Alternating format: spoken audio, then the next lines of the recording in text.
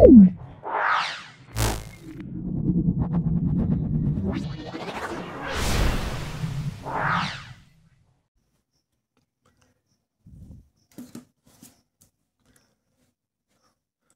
আমরা 2 নম্বর স্কুলটা, সেটা Bankura mission girls high school. এটা আমরা দেখতে পাবো রায়ান মার্টিন প্রশ্ন বিচিত্রার 278 পেজ থেকে 279 পেজের মধ্যে আছে। ভিডিওটা প্রথম থেকে শেষ পর্যন্ত দেখার জন্য ক্লাস 9-এর সকল ছাত্রছাত্রীর কাছে অনুরোধ জানাচ্ছি, ভালো করে ভিডিওটা দেখবে, চ্যানেলটাকে সাবস্ক্রাইব করবে এবং তোমাদের সকল বন্ধু বান্ধবের মধ্যে আমার ইউটিউব চ্যানেল লিঙ্কটা তোমরা শেয়ার করে দেবে। যদি ভিডিওটা ভালো লাগে অবশ্যই একটা লাইক করে দেবে। চলে আসছি আজকের প্রথম প্রশ্ন, সেটা হলো দেখো আজকের প্রথম প্রশ্ন, এক মোল ইলেকট্রন বলতে আমরা বিভিন্ন অপশান দেওয়া আছে। এটা এক মোল ইলেকট্রন বলতে অ্যাভোগাড্রো সংখ্যা বোঝাবে, 6.022 × 10⁻23 সংখ্যক ইলেকট্রন, এটা অ্যাভোগাড্রো সংখ্যক ইলেকট্রন বোঝাবে।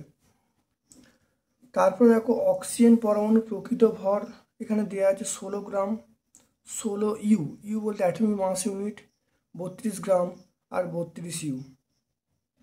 এখানে মনে রাখতে হবে অপশান বি হবে 16 ইউ বলতে অ্যাটমিক মাস ইউনিট।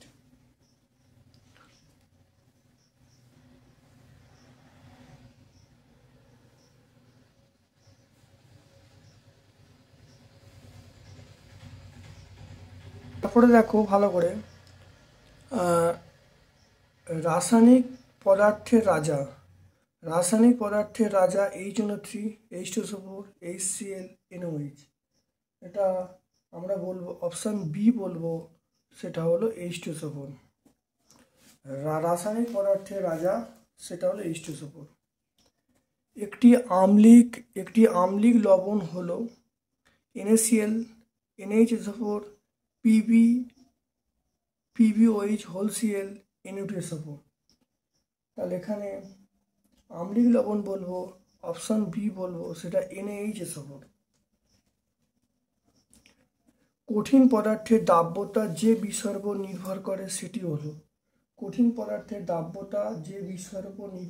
সেটা হলো দ্রাব এবং অপশান এ বলা আছে দ্রাব এবং দ্রাবকের প্রকৃতি, অপশান বি বলা আছে দ্রবণের উষ্ণতা, অপশান সি বলা আছে দ্রাবকের পরিমাণ, অপশান ডি বলা সবকটি, অপশান ডি আছে সবকটি। 6টা পড়ন্ত বৃষ্টির ফোঁটা সমবেগে পড়ার কারণ, অপশান এ বায়ু সান্দ্রতা, অপশান বায়ু প্রবাহ, অপশান সি পৃষ্ঠটান, অপশান ডি বায়ুর ঊর্ধ্বাঘাত। তাহলে অপশান এ অবশ্যই বায়ুর সান্দ্রতা আমরা বলবো। তারপর দেখো ইয়ং গুণাঙ্ক ওয়াই একক প্রস্থচ্ছেদে ক্ষেত্রফল 1 বর্গ একক হলে তারের দৈর্ঘ্য দ্বিগুণ করা হলে, তাহলে এটা কি হবে? এটা আমরা অবশ্যই মনে রাখবো অপশান এ হবে, ওয়াই হবে। কারণ এক্ষেত্রে বিভিন্ন কন্ডিশনগুলো বসালে যেটা পাবো সেটা হলো F=Y পেয়ে যাব। তাহলে এখানে একক প্রস্থ হচ্ছে, যখন কনসেপ্টটা বসাবো তখন F=Y পেয়ে যাব। তাহলে এবারে বলা আছে তারের দৈর্ঘ্য যখন দ্বিগুণ করা হবে, তারের দৈর্ঘ্য দ্বিগুণ করলে বলটা কি হয়ে যাবে? দ্বিগুণ হয়ে যাবে। তাহলে আমরা এখানে মনে রাখতে হবে যে F=Y এসে যাবে তারের দৈর্ঘ্য দ্বিগুণ করলে। তাহলে এখানে দেখে নাও, তারের দৈর্ঘ্য যখন দ্বিগুণ করা হবে তখন যে এফ এর মানটা আসবে F=Y চলে আসবে, অর্থাৎ এখানে আমরা কি বলবো? ওয়াই একক বলবো। 8টা ঋণাত্মক কার্যের ক্ষেত্রে প্রযুক্ত বল এবং সরণের মধ্যকার কোণ কত? প্রযুক্ত বল ও সরণের মধ্যকার কোণ আমরা কি বলবো? অপশান ডি বলবো। এখানে অপশান আছে 0 ডিগ্রি, 45 ডিগ্রি, 0 ডিগ্রি, 180 ডিগ্রি।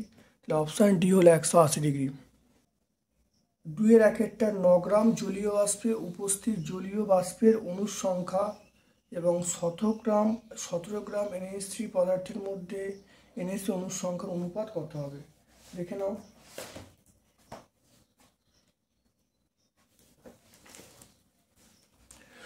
খুব ভালো করে দেখে নাও। দেখো জলের আণবিক ভর 18, তাহলে 18 গ্রাম জলের মধ্যে অণু আছে অ্যাভোগাড্রোর সংখ্যা 6.022 10⁻23, একে কত আর 9 বার করেছি। আর NH3 আণবিক ভর 17, 17 গ্রাম যে NH3 উপস্থিত অণুর সংখ্যা সেটা অ্যাভোগাড্রোর সংখ্যা হবে 6.022 10⁻23t, 6.022 × 10⁻23t। তাহলে আমরা কি বলবো, 9 গ্রাম জলীয় বাষ্পে অণুর সংখ্যা বাই 17 গ্রাম NH3-তে উপস্থিত অণুর সংখ্যা, মানটা বসিয়ে দেওয়া হলো। তাহলে বসিয়ে দেখো এখানে পুরো কেটে গিয়ে হাফ চলে আসছে। তাহলে আমরা কি লিখতে পারি, অত অনুপাতটি হলো 1:2। তাহলে অনুপাতটি আমরা কি লিখবো, 1:2 লিখবো। তারপর দেখো একটি কঠিন সল, হলো সংকর ধাতু। এটি কঠিন সলের উদাহরণ হলো সংকর ধাতু। আর এটি জেল হলো জিলেটিন। তাহলে কঠিন সলের নাম আমরা কি বলবো, সংকর ধাতু, আর একটি জেলের নাম হলো জিলেটিন। তারপর দেখো অথবার প্রশ্ন আছে, 15% Na2CO3 দ্রবণ বলতে কি বোঝায়। দেখে নাও 15% দেখে নাও। তাহলে আমি যদি এইভাবে বলি তাহলে বলবো 100 গ্রাম ভরের Na2CO3 দ্রবণে 15 গ্রাম Na2CO3 দ্রাবক দ্রবীভূত করতে হবে। বা যদি এইভাবে বলি তাহলে 100 ml আয়তনের মধ্যে Na2CO3 দ্রবণে 15 গ্রাম Na2CO3 দ্রাবরূপে দ্রবীভূত করতে হবে। যে কোনো একটা বলে দিলেই হবে। তারপরে দেখো বলয় পরীক্ষা দ্বারা আমরা কি শনাক্ত করি, এটা নাইট্রিক অ্যাসিড HNO3 শনাক্ত করি। 3-এর প্রশ্ন উত্তর হলো HNO3। বলয় পরীক্ষা দ্বারা আমরা কি শনাক্ত করি, এটা হলো HNO3 শনাক্ত করি। তারপরে প্রথম এটা হলো HNO3 পরীক্ষায় উৎপন্ন যৌগটার নাম লিখতে বলেছে। তাহলে পরীক্ষায় উৎপন্ন যৌগটার নাম হলো, এটা হলো Fe H2O whole 5 NO SO4। তাহলে এই যৌগটা উৎপন্ন হয়।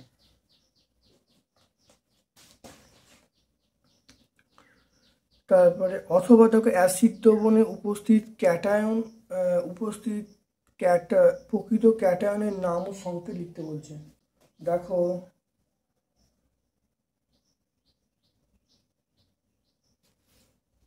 হাইড্রা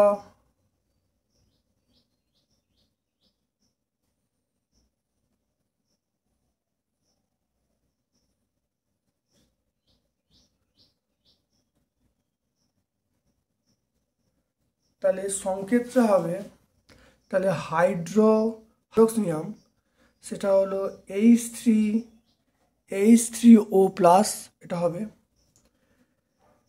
তারপরে দেখো চারেরটা বলা আছে,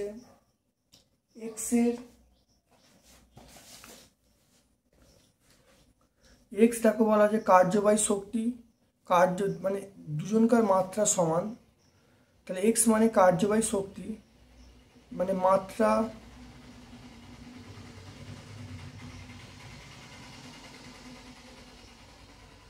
দেখো এখানে X সমান বলছে কার্যবাহী শক্তি, তাহলে শক্তির মাত্রা কার্যের মাত্রা সমান, তাই X হবে মাত্রাহীন রাশি। তাহলে এটাকে আমরা লিখতে পারবো m⁴0 l⁴0 t⁴0 এরমভাবে লিখতে পারবো, বা শুধু 1 লিখলেও হবে। পৃথিবীর কেন্দ্রে স্থিতিশক্তির মান কত, পৃথিবীর কেন্দ্রে স্থিতিশক্তির মান আমরা বলবো 0। সংকট তাপমাত্রায় তরলের বিস্ফোরণ কত, সংকট তাপমাত্রায় তরলের বিস্ফোরণ 0 হয়। তারপরে 6-টা সর্বোচ্চ যে বেগে প্রবাহী নলের মধ্য দিয়ে ড্যাশ প্রবাহে প্রবাহিত তাকে সন্ধিবেগ বলে, এটা হলো ধারারেখ প্রবাহে।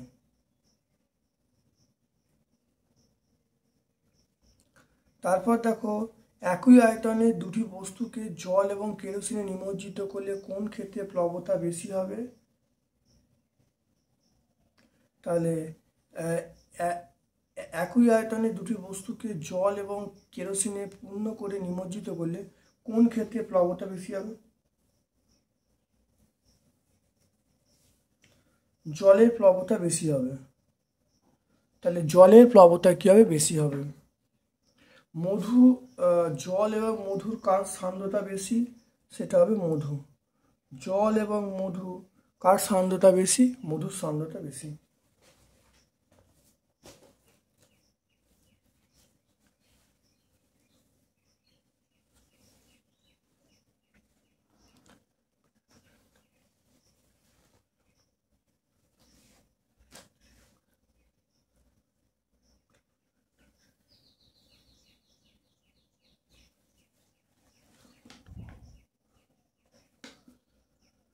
মোলার আয়তন, মোলার আয়তন কাকে বলে?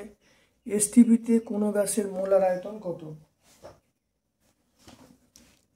দেখে নাও। মোলার আয়তন প্রমাণ চাপ ও তাপমাত্রায় 1 গ্রাম অণু পরিমাণ যে গ্যাসে যে পরিমাণ আয়তন দখল করে তাকে মোলার আয়তন বলে। প্রমাণ চাপ ও তাপমাত্রায় 1 গ্রাম অণু পরিমাণ যে কোনো গ্যাসে যে আয়তন দখল করে তাকে আমরা মোলার আয়তন বলবো। মনে রাখবে এসটিপিতে মোলার আয়তন কত? 22.4 লিটার।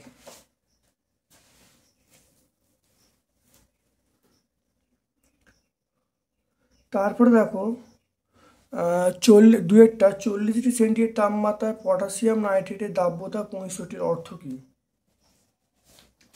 দেখে নাও। 40 ডিগ্রি সেন্টিগ্রেড তাপমাত্রায় KNO3 মানে পটাশিয়াম নাইট্রেট এর দাব্যতা 65 বলতে বোঝায় 40 ডিগ্রি সেন্টিগ্রেড তাপমাত্রায় 100 গ্রাম জলে সর্বাধিক 65 গ্রাম পটাশিয়াম নাইট্রেট দ্রবীভূত হয়ে সম্পৃক্ত দ্রবণ তৈরি করে।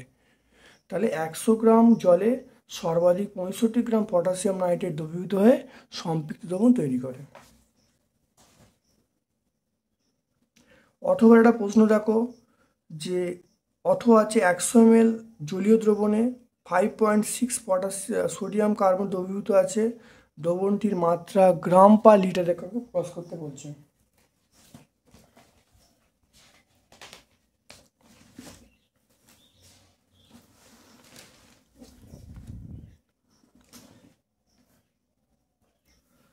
তাহলে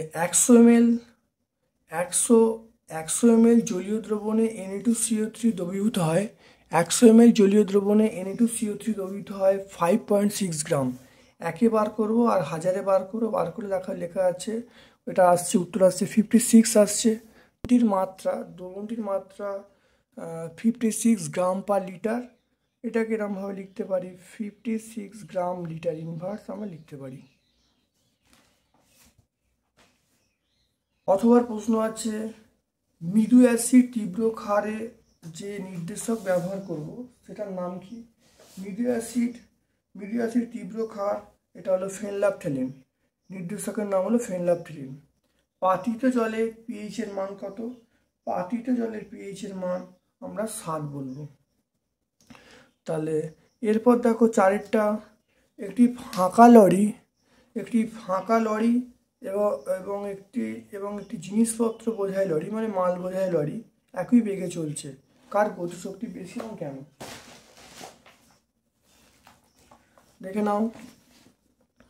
ফাঁকা লরি যার ভর স্মল এম, মাল বোঝাই লরি যার ভরটা হলো ক্যাপিটাল এম বড়।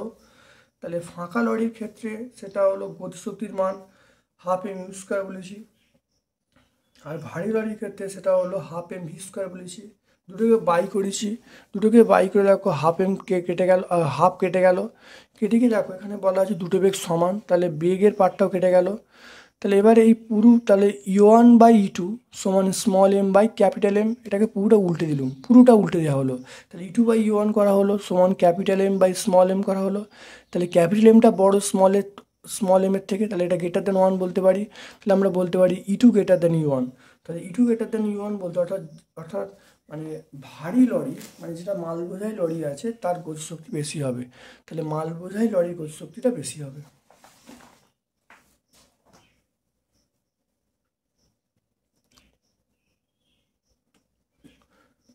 দেখো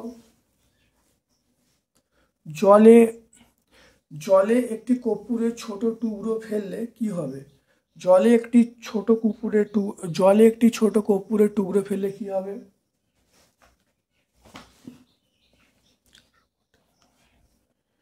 জলে, তাহলে কর্পূর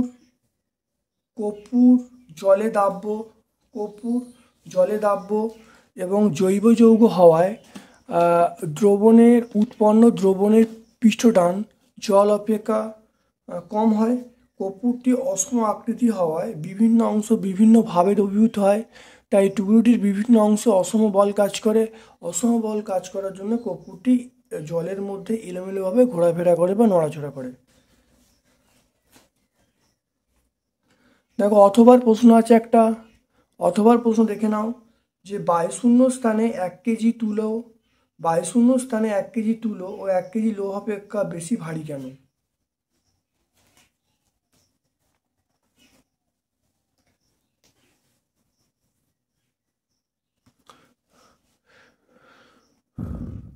তাহলে তুলোর ঘনত্ব লোহার ঘনত্ব অপেক্ষা বহুগুণ কম বলে লোহার ঘনত্ব অপেক্ষা বহুগুণ কম বলে 1 কেজি তুলোর আয়তন সমভারের লোহার আয়তন অপেক্ষা অনেক বেশি। তাই লোহা অপেক্ষা তুলোর ওপর বায়ু দ্বারা প্রযুক্ত প্লবতা অনেক বেশি হয়। স্বাভাবিকভাবে তুলোর ওজন হ্রাসও অনেক বেশি হয়। স্বাভাবিকভাবে তুলোর ওজন হ্রাস বেশি হয়। সাধারণভাবে যে কোনো বস্তুকে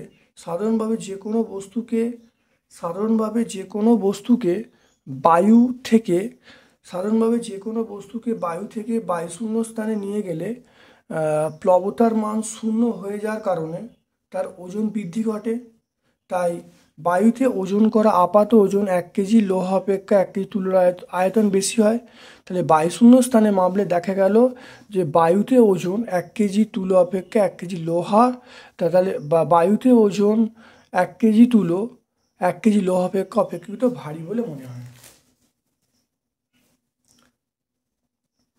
তাহলে এখানে মেন ব্যাপারটা হলো যে যার আয়তন বেশি তার হলো ঊর্ধ্বমুখী প্লবতা বেশি। তাহলে ঊর্ধ্বমুখী প্লবতা বেশি হয় যখন সেটা বায়ু যুক্ত স্থানে ওজন করা হয়। বায়ুশূন্য স্থানে যখন ওজন করা হবে তখন তাহলে সেখানে ঊর্ধ্বমুখী প্লবতার কোনো ব্যাপার নেই। ঊর্ধ্বমুখী প্লবতার ব্যাপার না থাকার জন্য বায়ুতে যতটা ঊর্ধ্বমুখী প্লবতা বেশি কাজ করেছিল সেটাই কিন্তু বায়ুশূন্য স্থানে সেই ওজনটা বেশি বৃদ্ধি পাবে, এটাই মনে রাখতে হবে।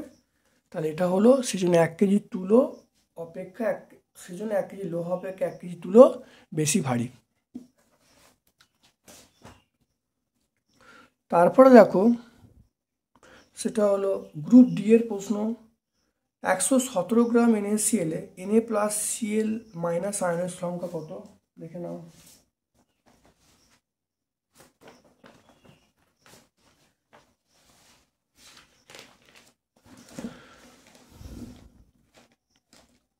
তাহলে NaCl জলীয় দ্রবণে ভেঙে যাচ্ছে Na+Cl-। তাহলে NaCl এর যে আণবিক ভর সেটা আমরা কত বলবো 23 প্লাস 35.5। তাহলে এটা করলে দেখো আসছে 58.5। তাহলে 58.5 NaCl এ Na+ আয়নের সংখ্যা ওই অ্যাভোগাড্রোর সংখ্যা এসে যাবে। একে বার করব আর যেটা আছে 117 বার করব। 117 আমরা এখানে Na+ এবং Cl- করেছি। তাহলে মানে এটা বলতে চাইছি Na+ যেটা হবে Cl- সেটা হবে। তাহলে এটা সেই জন্য Na+ ও Cl- করা আছে, দুটো ক্ষেত্রেই দেখা যাচ্ছে সমান বেরোচ্ছে। তাহলে সেই জন্য আমরা বলতে পারি যে NaCl অণুতে Na+ এবং Cl- আয়ন কিন্তু উপস্থিত। মানে দেখা যাচ্ছে NaCl অণুতে সমসংখ্যক Na+ ও Cl- আয়ন উপস্থিত। আর এখানে সেজন্য ভাষায় লেখা আছে, দেখো লিখে দিয়েছি 117 গ্রাম NaCl এ Na+ আয়নের সংখ্যা ওটা 12.044 × 10⁻23 আর এখানে Cl- ও একই হবে, এটা 12.044 × 10⁻23।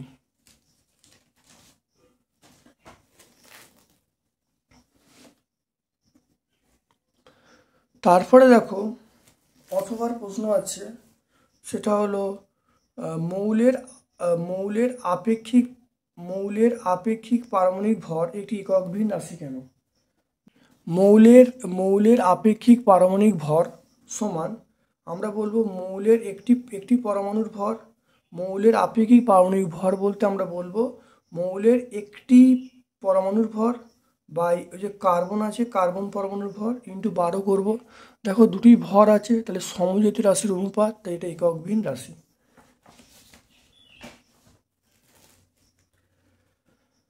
তারপরে দেখো বলা আছে এই অর্থাৎ নাইট্রোজেনের প্রকৃত ভর মানে অ্যাটমিক মাস ইউনিট বা ভর সংহত পারমাণবিক ভর এককে নির্ণয়।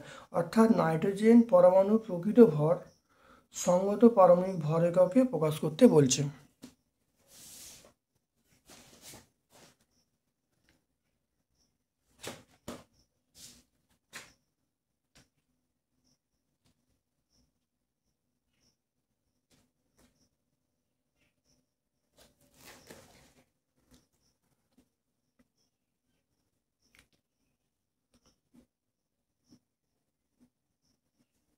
এটা আমরা কত বলবো?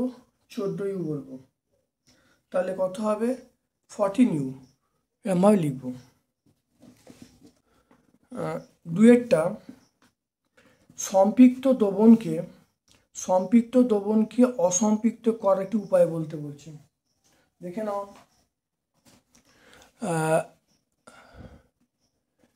সম্পৃক্ত দ্রবণকে অসম্পৃক্ত করার উপায়, স্থির উষ্ণতায় সম্পৃক্ত দ্রবণকে অতিরিক্ত দ্রাবক যোগ করলে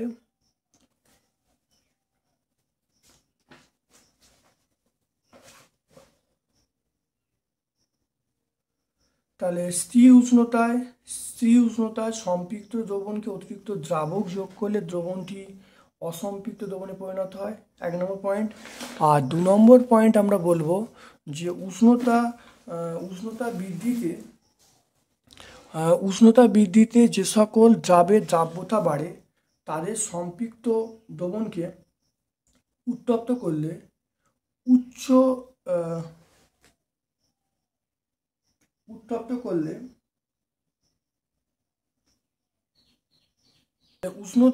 উষ্ণতা বৃদ্ধিতে দেখে না, উষ্ণতা বৃদ্ধিতে যে সকল দ্রাবের দ্রাব্যতা বাড়ে তাদের সম্পৃক্ত দ্রবণকে উত্তপ্ত করলে উচ্চতর উষ্ণতায় দ্রবণটি অসম্পৃক্ত দ্রবণে পরিণত হয়। তাহলে উষ্ণতা বৃদ্ধি করলে দ্রবণটা অসম্পৃক্ত দ্রবণে পরিণত হয়। তারপরের প্রশ্ন দেখা আছে, সেটা হলো একটি অজলীয় দ্রাবকের নামও ব্যবহার লিখতে বলেছে। দেখে নাও, একটি অজলীয় দ্রাবকের নাম হলো ইথাইল অ্যালকোহল। এটা ব্যবহার কোথায়?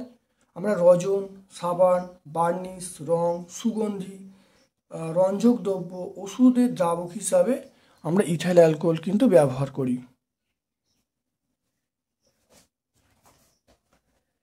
তিনেটা দেখো, সেটা ক্ষারীয় অক্সাইড কি? দেখে নাও, যে সকল অক্সাইড অ্যাসিডের সঙ্গে বিক্রিয়া করে লবণ ও জল উৎপন্ন করে তাদের আমরা কি বলবো? ক্ষারকীয় অক্সাইড বলবো। যে সকল অক্সাইড অ্যাসিডের সঙ্গে বিক্রিয়া করে লবণ ও জল উৎপন্ন করে তাদের বলবো ক্ষারকীয় অক্সাইড বলবো। যেমন sodium oxide Na2O, calcium oxide CO, এগুলো কিন্তু ক্ষারকীয় অক্সাইডের মধ্যে পড়বে।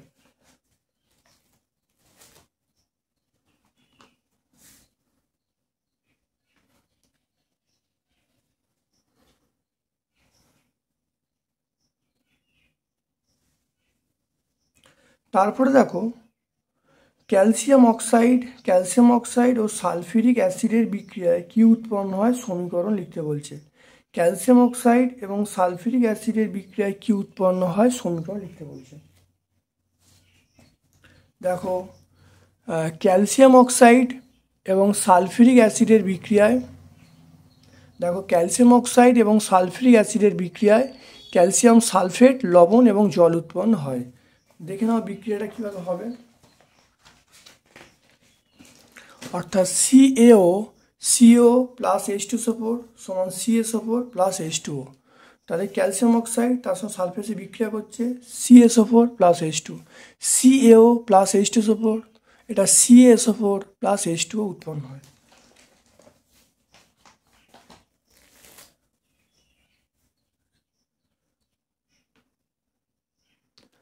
অথবার প্রশ্ন দেখো, অথবার প্রশ্ন হলো তামার পাত্রে গাঢ় HNO3 উত্তপ্ত করা হলে কি ঘটবে? রাসায়নিক বিক্রিয়া লিখতে বলছে, দেখে নাও।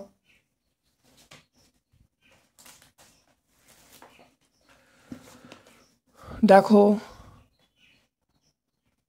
তামার পাত্রে গাঢ় HNO3 উত্তপ্ত করলে তামা জারিত হয়ে নীল বর্ণের কিউপিক নাইট্রেটে পরিণত হয় এবং HNO3 নিজে বিজারিত হয়ে বাদামি বর্ণের NO2 গ্যাসে পরিণত হয়। তাহলে তামার পাত্রে গাঢ় HNO3 উত্তপ্ত করা হলে তামা জারিত হয়ে নীল বর্ণের কিউপিক নাইট্রেটে পরিণত হয় এবং HNO3 মানে নাইট্রিক অ্যাসিড নিজে বিজারিত হয়ে বাদামি বর্ণের NO2 উৎপন্ন হয়।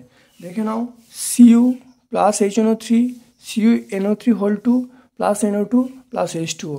এখানে দেখো কপারটা জারিত হয়েছে কপার নাইট্রেটে আর HNO3টা বিজারিত হয়েছে নাইট্রোজেন ডাইঅক্সাইডে। ভালো করে দেখে নাও, এরকমভাবে কিন্তু খাতায় লিখলে ফুল মার্কস পেয়ে যাবে। টিএনটি প্রস্তুত করতে কোন কোন অ্যাসিড লাগে? এটা আমরা বলবো HNO3 বলবো, আর একটা বলবো H2SO4 বলবো। টিএনটি মানে বিস্ফোরক তৈরি করতে HNO3 বা নাইট্রিক, তাহলে HNO3 লাগবে এবং H2SO4 লাগবে। এবারে চারটা দেখো উদাহরণ দিতে বলছে, বলের দ্বারা কার্য, বলের বিরুদ্ধে কার্য, আর একটা হলো কার্যহীন বল। দেখো এটা বলে দিচ্ছি।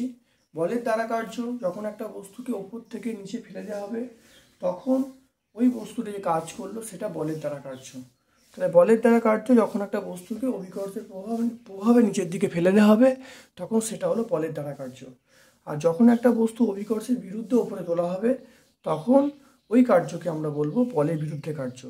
আর 3 নম্বর হলো কার্যহীন বল। কার্যহীন বল হলো, ধরো কোনো ব্যক্তি যদি সুটকেস নিয়ে যদি অনুভূমিক পথে হেঁটে যায় তাহলে এক্ষেত্রে দেখো সরণ এবং বল পরস্পর লম্বভাবে কাজ করছে, এই বলটা হলো কার্যহীন বল। তাহলে যদি কোনো ব্যক্তি সুটকেস নিয়ে অনুভূমিক পথ বড় হেঁটে যায় তাহলে অভিকর্ষ বল এবং সরণ পরস্পর লম্বভাবে হবে। তাই লম্বভাবে হওয়ার জন্য এক্ষেত্রে কোনো কাজ হবে না, তাহলে এক্ষেত্রে অভিকর্ষ বল একটা কার্যহীন বলে উদাহরণ হবে। দেখো একটা অথবার প্রশ্ন আছে, সেটা হলো একটি বস্তুর গতিশক্তি 300% বাড়ানো হলে ভরবেগ শতকরা কত বাড়বে? দেখো না, আমরা এখানে লিখবো সেটা E সমান p²/2m। তাহলে প্রথম ক্ষেত্রে গতিশক্তি E1, তাহলে ভরবেগ P1। দ্বিতীয় ক্ষেত্রে গতিশক্তি E2, ভরবেগ P2। তাহলে E1 সমান p1²2m, E2 সমান p2²2m। তাহলে E1/E2 করবো, E1/E2 করলে তাহলে এখান থেকে E1/E2 করেছি, E1/E2 মানে p1² p2²। তাহলে E2 সমান আমরা কত বলবো, মানে 300% বাড়াচ্ছে মানে 300 + 1/100 মানে 400/100 এটা ইন্টু E1 হবে। তাহলে E2 সমান 400/100 ইন্টু E1 এটা পেয়ে যাব। এখানে দেখো, এখানে দুটোকে উল্টে দিলাম, তাহলে P2/P1 করা হলো। তাহলে P2/P1 করলে √E2/E1, এটা 4 রুটের ভেতরে 4 মানে 2 হবে। তাহলে রুটের ভেতরে 4 মানে 2 হবে। উভয় দিকে -1 আমরা বিয়োগ করছি, উভয় দিকে -1 যদি বিয়োগ করি মানে উভয় দিকে -1 করা হয়েছে, উভয় দিকে -1 করে দেখো এই পোর্শনটা দেখো লসাগু করা হয়েছে। তাই দেখো লসাগু করলে তাহলে P2 - P1/P1 আসবে, 2 থেকে 1 বাদ দিলে 1 আসবে। তাহলে 1 মানে কত, 1-এর সঙ্গে 100 গুণ করতে হবে, তাহলে 100% বৃদ্ধি পাচ্ছে। তাহলে ভরবেগ কত বৃদ্ধি পাবে, 100% বৃদ্ধি পাবে। তাহলে গতিশক্তি যদি তাহলে দেখে নাও, তাহলে হলো গতিশক্তি 300% বৃদ্ধি পেলে তাহলে ভরবেগ কত বৃদ্ধি পাবে, ভরবেগ হলে 100% বৃদ্ধি পাবে।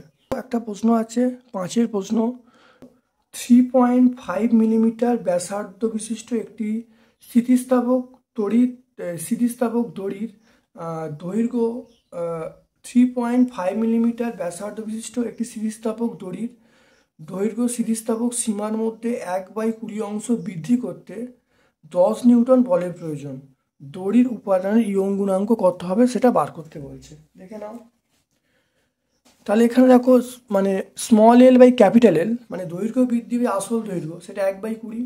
বল কত বলা আছে, বল হলো 10 নিউটন বলা আছে, 10 × 10⁵ মানে 10⁶ টাইম হয়ে গেল। আর এর মান 3.5 মিলিমিটার, 3.5 মানে 0.35 সেন্টিমিটার।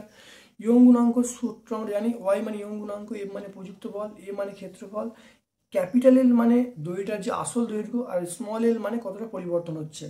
তাহলে এখানে আমরা একটা তার ধরেছি, তার মানে পাই আর স্কোয়ার। তাহলে এর মান হবে পাই আর স্কোয়ার, মানটা বসিয়ে দেওয়া হয়েছে। দেখো এখানে এফ এর মান বসিয়ে দেওয়া হয়েছে, পায়ের মান 22/7, আর এর মান 0.35 স্কোয়ার, আর L/L এটা 1/20। এটাকে দেখো ক্যালকুলেশন করে কাটাকাটি করে যে উত্তরটা এসেছে সেটা হলো 5.2 × 10⁷ ডাইন পার সেমি স্কোয়ার। তাহলে দড়ির উপাদানের যে ইয়ং গুণাঙ্ক, দড়ির উপাদানের ইয়ং গুণাঙ্ক সেটা হলো 5.2 × 10⁷ ডাইন পার সেমি স্কোয়ার। তাহলে আজকে আমরা Bankura mission girls high school সম্পূর্ণ সলভ করলাম। ভিডিওটা প্রথম থেকে শেষ পর্যন্ত দেখার জন্য প্রত্যেক ছাত্রছাত্রীর কাছে অনুরোধ করছি, যদি ভিডিওটা ভালো লাগে একটা লাইক করবে, তোমার সকল বন্ধুবান্ধবের মধ্যে আমার ইউটিউব চ্যানেল লিঙ্কটা শেয়ার করে দেবে, চ্যানেলটাকে অবশ্যই সাবস্ক্রাইব করবে। আর কোন ধরনের ভিডিও আরও বেশি চাও অবশ্যই কমেন্ট সেকশানে কমেন্ট করতে ভুলবে না। আমার পক্ষ থেকে তোমাদের সকলের শুভকামনা জানিয়ে আজকের মতো আমি ভিডিও শেষ করলাম।